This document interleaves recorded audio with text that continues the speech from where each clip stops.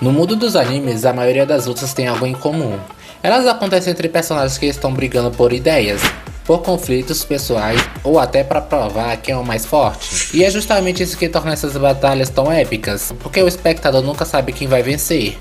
Mas de vez em quando os planetas se alinham, acontece algo raro, um fenômeno estranho chamado humilhação. É quando um personagem simplesmente destrói o outro, não só fisicamente, mas também psicologicamente. E é exatamente por isso que eu vou fazer hoje pra vocês o top 5 maiores humilhações da história dos animes. Mas não antes do seu like, então não esqueça de deixá-lo e se inscreva no canal caso não seja inscrito. Sem enrolação e bora lá!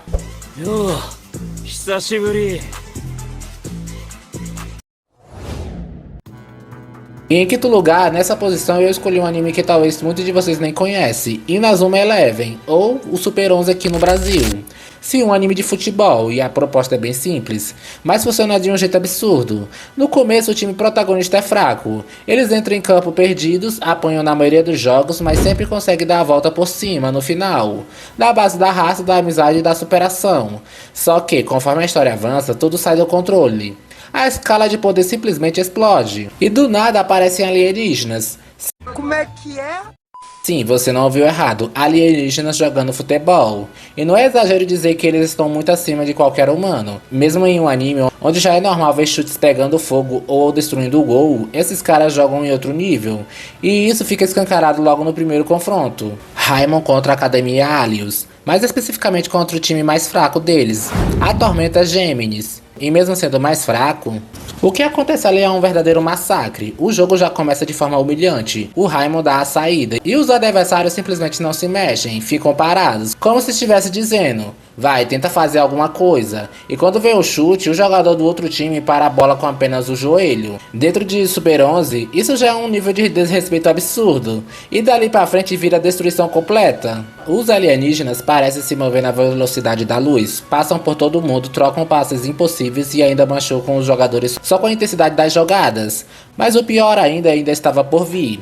Eles quebram aquela regra não escrita dos animes, de deixar o outro usar sua técnica especial. Nem isso eles permitiram. Os chutes são tão rápidos que o goleiro simplesmente não conseguiu ativar sua lendária mão fantasma. E quando o principal atacante da Raimon entra em campo, aquele cara que deveria mudar tudo, ele só sofre mais ainda. E o placar final, 7-1. Infelizmente não, mas antes fosse. É muito pior, 20-0. Sem chance, sem enrolação e sem discussão. Isso aqui não foi só uma derrota, foi uma das maiores humilhações que o mundo dos animes já viu.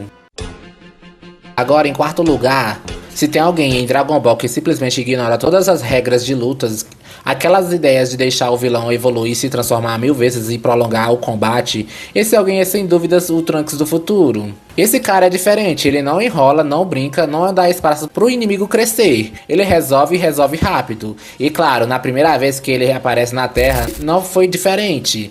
Pra entender o impacto disso, precisamos voltar lá pro começo da Saga do Céu. Porque sendo bem sincero, a situação dos Guerreiros Z era desesperadora. Vegeta, o Piccolo, Gohan estavam lá, mas não tinham força suficiente. E o que estava chegando? O próprio Freeza, e junto dele o pai. Naquele momento só existia duas opções: ou surgiu um Super Saiyajin, ou a Terra simplesmente deixaria de existir. E é aí que tudo muda, porque ele aparece, Trunks com uma presença absurda e já mostrando que não veio pra brincar. Ele ainda engana o Freeza, fazendo parecer que seu ataque não teve efeito, quando na verdade já estava posicionado atrás dele. E aí vem o que faz o Trunks ser tão diferente. Sem enrolação, em questão de segundos ele avança, pega o Freeza de surpresa e com vários golpes de espada simplesmente elimina ele. Sem luta longa, sem transformação nenhuma, sem drama, sem qualquer chance de reação. E pra garantir, como bônus, ainda finaliza com uma rajada de energia como se não fosse nada. E quando o pai do Freeza tenta reagir, o resultado é o mesmo. Trunks acaba com ele em segundos. Simples assim. Dois dos seres mais temidos daquele momento apagados em menos de 1 minuto. Isso vai muito além de uma vitória, isso é uma humilhação absurda. E tem um detalhe que deixa tudo ainda mais simbólico. Quem faz isso é um Super Saiyajin, justamente a raça que o Freeza desprezava, que ele tratava como inferior e que ele mais temia. No fim, a lenda se tornou realidade, e por tudo isso, esse momento merecia demais estar nessa posição. Em terceiro lugar, vem uma cena que não só impressiona, mas realmente aquece o coração e ao mesmo tempo pesa na consciência. Está em Fullmetal Alchemist Brotherhood, a vingança do Roy Mustang contra o Inveja. Aqui não é só uma luta, é algo pessoal. Mustang quer fazer o inimigo pagar da forma mais cruel possível por ter tirado a vida do seu melhor amigo. E o que acontece a partir daí é brutal. Mustang controla suas chamas com uma precisão assustadora. Cada estalo de dedos, cada explosão feita, tudo é pensado, tudo é calculado, cada ataque tem um objetivo: causar dor, queimar, destruir, fazer o inimigo sentir cada segundo do sofrimento. E mais pesado de tudo é que o Inveja não tem pra onde fugir. Ele está preso naquele verdadeiro inferno, sendo consumido golpe após golpe, e é uma cena intensa, dura e quase desconfortável de assistir. E no fim, Mustang precisa ser parado, antes que ele se perca completamente nesse caminho de ódio. Porque no fundo essa cena deixa uma mensagem muito mais forte: a vingança nunca é plena, mata a alma e envenena. Enfim, o que fica é uma reflexão pesada. A maior humilhação não é apenas derrotar o inimigo, é até onde você está disposto a ir para conseguir isso. Em segundo lugar, se tem um personagem que Nanatsu no Taizai que simplesmente domina a cena sempre que aparece, é aquele tipo que faz você continuar assistindo só para esperando o momento dele voltar. E esse cara é sem dúvidas o lendário Escanor. Sério, pra mim o Escanor não é só mais um personagem, ele tem uma presença tão absurda, uma personalidade tão marcante, que parece que ele não joga pelas mesmas regras que o resto do anime. É como se a lógica, roteiro e escala de poder não significasse nada pra ele, porque no fim ele faz o que bem entende. Mas pra chegar na fatídica cena, a gente precisa voltar pra fase em que surgem os 10 mandamentos, e ali tudo muda. A escala de poder do anime simplesmente explode. Antes era algo mais controlado, até contido, mas com a chegada desses demônios tudo sai do controle. Pareciam simplesmente invencíveis. E o mais insano é que não era só força bruta, cada um deles carregava uma habilidade passiva, quase como se fosse um jogo mesmo. Um desses poderes, por exemplo, paralisava qualquer um que sentisse ódio dele, ou seja, ninguém conseguiria nem se mover. Naquele momento parecia que um massacre inevitável estava chegando. Bem, chegou, mas não para quem a gente achava. Porque ali surgiu o Escanor, todo tranquilão, imponente, andando como se aquilo tudo não fosse nada. Ele olha direto nos olhos do inimigo, sem hesitar, e solta uma frase que muda completamente o clima.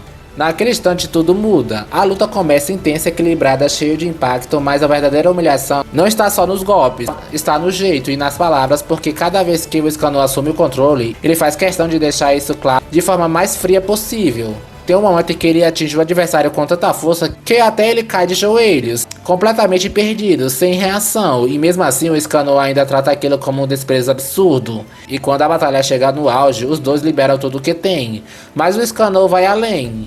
Ele evapora um lago inteiro, criando um ataque que parece o sol em forma de destruição pura, e simplesmente acaba com tudo.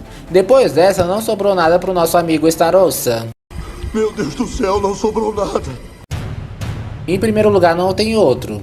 Se dentro de Naruto existe um nome que sempre foi envolto em medo, respeito e até silêncio, esse nome é o Madara Uchiha. Desde o primeiro momento em que ele é citado, já fica claro que não estamos falando de qualquer ninja. Era como ouvir sobre uma lenda proibida, algo tão perigoso que parecia melhor nem mencionar.